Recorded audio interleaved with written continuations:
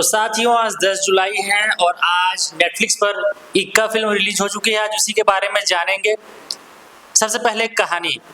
इक्का की कहानी मशहूर वकील अर्जुन मेहरा, जो कि सनी देओल प्ले कर रहे हैं, उसके इर्द गिर्द घूमती है, जो हमेशा दबे कुचले लोगों को न्याय दिलाने के लिए जाने जाते हैं। लेकिन इस बार उनकी सबसे बड़ी परीक्षा तब शुरू होती है जब उन्हें अपने सबसे बड़े दुश्मन शौर्यमान यानी अक्षय खन्ना का केस लड़ना पड़ता है। शौर्यमान पर सोमा मित्तल यानी आकांक्षा रंजन कपूर की हत्या की कोशिश का आरोप है। अर्जुन चाहते हैं कि जिस व्यक्ति का बचाव वे कर रहे हैं उसका अतीत संदिग्ध है, ये उनको मालूम है, लेकिन फिर भी उनको उसका बचाव करना ही पड़ेगा। दूसरी ओर युवा सरकारी वकील मथुरा बनर्जी यानी तिलोत्तमा सोम हर हाल में शौर्यमान को दोषी साबित करना चाहती हैं, क्योंकि यही उनका काम है। यहीं से शुरू होती है कानून, नैतिकता और व्यक्तिगत संघर्ष की ऐसी लड़ाई, जहां सवाल सिर्फ यह नहीं है कि आरोपी दोषी है या नहीं, बल्कि यह भी है कि एक ईमानदार वकील अपने सिद्धांतों और पेशे के बीच किसे चुनेगा। तो ये तो रही कहानी। अब जानते हैं कि इसमें क्या कुछ अच्छा है। इसकी सबसे बड़ी ताकत इसका बेसिक कॉन्सेप्ट है। एक ऐसा वकील जो न्याय का प्रतीक रहा हो, उसे परिस्थितियां अपने सबसे बड़े दुश्मन का बचाव करने पर मजबूर कर दे। यही आइडिया फिल्म को शुरुआत से दिलचस्प बनाता है। सनी देओल लगभग 33 साल बाद फिर कोर्टरूम में लौटे हैं। दामनी फिल्म के बाद उन्हें एक बार फिर काले कोट में देखना फैंस के लिए किसी ट्रीट से कम नहीं है। इस बार उनका किरदार सिर्फ गुस्से वाला वकील नहीं, बल्कि एक पिता, एक परिवार वाला इंसान और अपने सिद्धांतों से जूझता हुआ व्यक्ति भी है। उनकी परफॉर्मेंस पहले से कहीं ज्यादा कंट्रोल्ड है और इमोशनल सीन्स में वे प्रभावित भी करते हैं। जहां जहां उनका पुराना आक्रामक अंदाज नजर आता है, वहां थिएटर वाली फील जरूर आती है। अक्षय खन्ना एक बार फिर नेगेटिव शेड में नजर आते हैं। धुरंधर के बाद उनकी वही रहस्यमयी मुस्कान, चेहरे के हाव भाव और शांत लेकिन खतरनाक स्क्रीन प्रेजेंस यहाँ भी देखने को मिलती है। वे कम बोलते हैं लेकिन हर सीन में असर छोड़ते हैं। सनी और अक्षय की टक्कर फिल्म की सबसे बड़ी ताकत बन जाती है। इस फिल्म में सबसे बड़ा सरप्राइज है तिलोत्तमा सोम। एक नई सरकारी वकील के रूप में उन्होंने बेहद संतुलित अभिनय किया है। सनी देओल जैसे बड़े स्टार के सामने भी उनका आत्मविश्वास और स्क्रीन प्रेजेंस कम नहीं पड़ता। खासकर भावनात्मक दृश्यों में वे फिल्म को मजबूत कर देती हैं। दिया मिर्जा की छोटी लेकिन महत्वपूर्ण भूमिका में कहानी को भावनात्मक आधार देती हैं।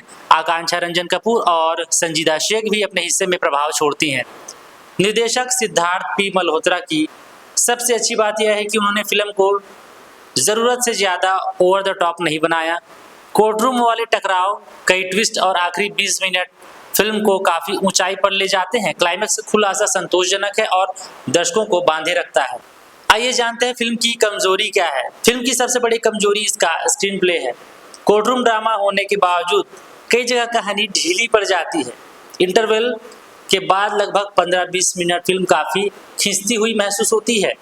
कुछ सबप्लॉट जरूरत से ज्यादा लंबे हैं और कई भावनात्मक हिस्सों का प्रभाव इसी के कारण कम होता नजर आता है, क्योंकि शुरुआत से ही दर्शकों को अंदाजा हो जाता है कि शौर्यमान यानी अक्षय खन्ना जो हैं नेगेटिव हैं, इसलिए कई बार उसके बचाव को देखना उतना रोमांचक नहीं लगता जितना लगना चाहिए। इस फिल्म के कुछ संवाद ऐसे हैं जो सनी देओल के स्तर के हिसाब से उतने दमदार नहीं बन पाए हैं। वहीं कुछ कोर्ट रूम सीन्स में कानूनी प्रक्रियाओं को लेकर भी सवाल उठते हैं।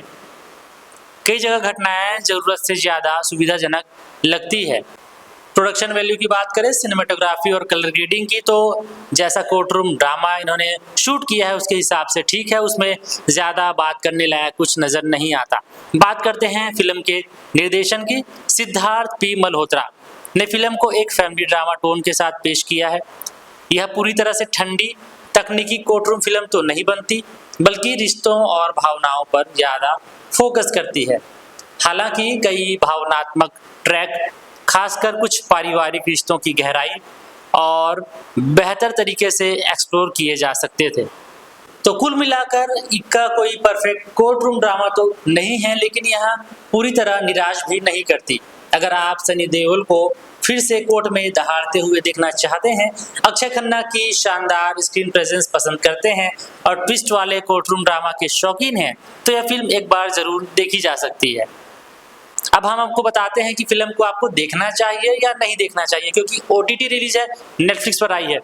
अगर आप वीकेंड पर एक एंटरटेनिंग कोर्टरूम ड्रामा देखना चाहते हैं और सनी देओल के फैन हैं तो इक्का आपके वॉच लिस्ट में जरूर शामिल होनी चाहिए। अगर आप बेहद tight logic driven courtroom thriller की उम्मीद कर रहे हैं तो यह फिल्म शायद आपकी उम्मीदों पर पूरी तरह खरी ना उतरे।